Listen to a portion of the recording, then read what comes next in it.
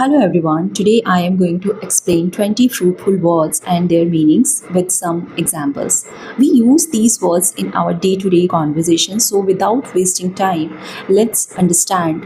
So the first word is ultimately. Yes, ultimately. Hindi में आखिरकार या अंततः, इंग्लिश में in the end or eventually. Let's understand with some examples. Ultimately hard work pays off. आखिरकार मेहनत रंग लाती है. Ultimately she decided to stay. आखिरकार उसने रुकने का फैसला किया. Next is essentially. इसे हिंदी में हम कहते हैं मूल रूप से या वास्तव में. इंग्लिश में basically in the most important way, right. Essentially English improve with practice. मूल रूप से अंग्रेजी अभ्यास से बेहतर होती है. We are essentially the same. मूल रूप से हम एक जैसे हैं. Next is significantly.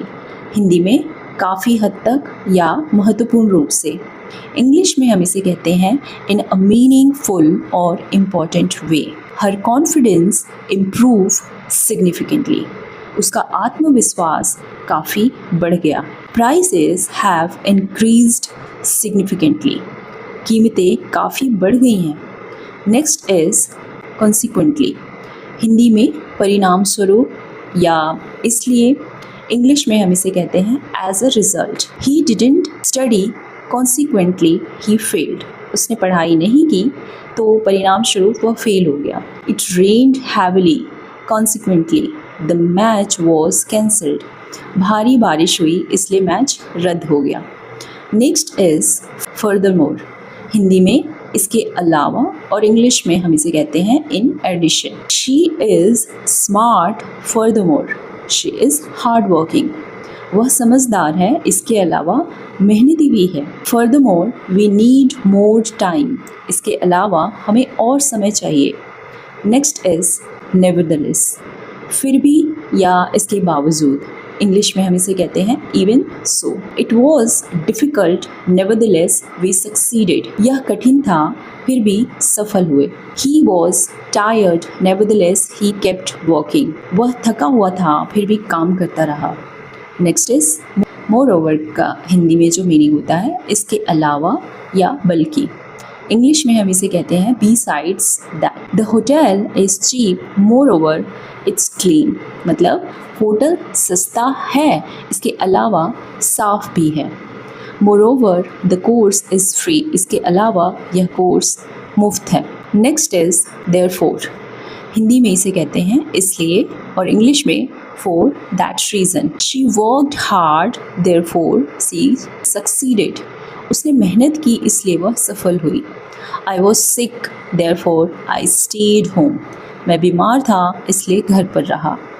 Next is subsequently. इसको हिंदी में हम कहते हैं उसके बाद और इंग्लिश में after that. He graduated and subsequently got a job. उसने पढ़ाई पूरी की, उसके बाद नौकरी मिली. She moved to Delhi and subsequently started a business. वह दिल्ली चली गई और उसके बाद व्यवसाय शुरू किया. Next is meanwhile. इसी बीच में या at the same time. I cook meanwhile you can clean the room. मैं खाना बनाऊंगी, इस बीच तुम कमरा साफ कर लो. Meanwhile the children were playing. इसी बीच बच्चे खेल रहे थे. Next is similarly. मतलब इसी तरह या in the same way. My brother likes cricket similarly I love football. मेरे भाई को क्रिकेट पसंद है, इसी तरह मुझे फुटबॉल पसंद है. Similarly many students faced the same problem. इसी तरह कई छात्रों ने वही समस्या झेली. Next is actually. वास्तव में या फिर in fact. Actually I don't drink tea. वास्तव में मैं चाय नहीं पीती. Actually she is my cousin. वास्तव में वह मेरी चचेरी बहन है. Next is obviously. जाहिर है या फिर clearly. Obviously he is happy. जाहिर है वह खुश है. Obviously this answer is correct. जाहिर है यह उत्तर सही है। नेक्स्ट इज अपेरेंटली का मतलब होता है ऐसा लगता है कि, या इंग्लिश में हम कहेंगे it seems. Apparently he has left, ऐसा लगता है कि वह जा चुका है।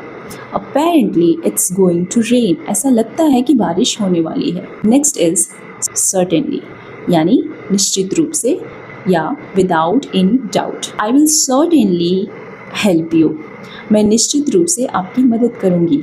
शी इज़ सर्टेनली टैलेंटेड, वह निश्चित रूप से प्रतिभाशाली है।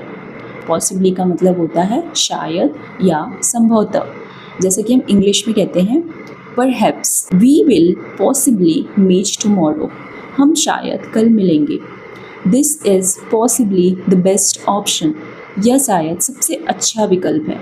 नेक्स्ट इज प्रॉबेबली, संभवतः बहुत या संभावना है। इंग्लिश में हम इसे कहते हैं जैसे most likely, he will probably come, वह शायद आएगा।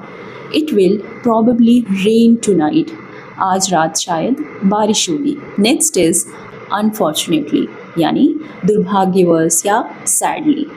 Unfortunately we missed the train, दुर्भाग्यवश हमारी ट्रेन छूट गई।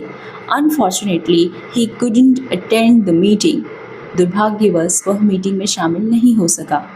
नेक्स्ट इज क्लियरली, यानी स्पष्ट रूप से या in a clear way.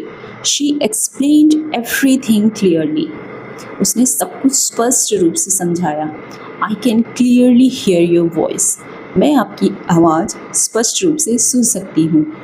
And the last one is honestly, यानी ईमानदारी से या सच कहूँ तो। इंग्लिश में कहते हैं in an honest way. Honestly I didn't know, सच कहूँ तो मुझे नहीं पता था। Honestly the movie is amazing, ईमानदारी से कहूँ तो यह फिल्म शानदार है। Use these words in your day to day life and make it impactful. Don't forget to like, share and subscribe to my channel. Thank you. Take care.